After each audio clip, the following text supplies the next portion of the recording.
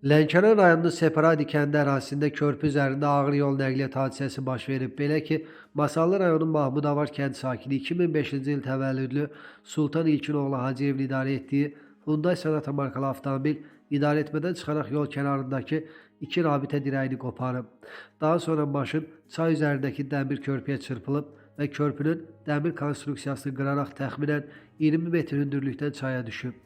Qəza nəticəsində sürücü və sərnişin qismində olan həmyerlisi 21 yaşlı Ümid Nizatoğlu Möhbətov müxtəlif dərəcəli bədən xəsarətləri alaraq Lənkəran rayon mərkəzi xəstəxanasına çatdırılıblar.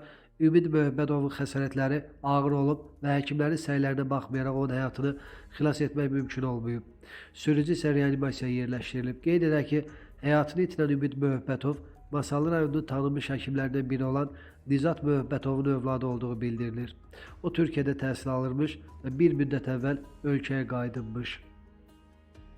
Azərbaycan Dövlət Televiziyasının strukturunda fəaliyyət göstərən Beynəlxalq Radionun direktor müavini Bahadur Nəsirov vəfat edib. Doğru Xəbər Azərbaycan bildirir ki, bu barədə jurnalist Sevinc İsmail qızı məlumat yayıb. 38 yaşlı Nəsirovun ölüm səbəbi haqqında məlumat verilməyib. Qeyd edək ki, mərhumun bir az yaşlı övladı var.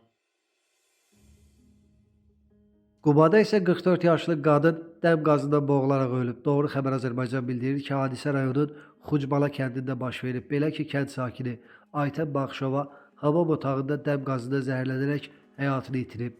Qeyd olunub ki, o kənd məktəbində müəllim işləyirmiş. Mərhumun 4 uşağı olduğu da bildirilir. Faktla bağlı araşdırma aparılır. Bakıda ağır yol nəqliyyat hadisəsi baş verib. 2005-ci il təvəllüdlü Mailov Hüseyn Mailoğlu'nun idarə etdiyi Camp markalı moped Xəzər rayon Şağın qəsəbəsində hərəkətdə olarkən divara çırpılıb. Nəticədə o aldığı xəsarətlərdən elə hadisə yerində ölüb. Faktla bağlı Xəzər rayon polis idarəsində araşdırma aparılır.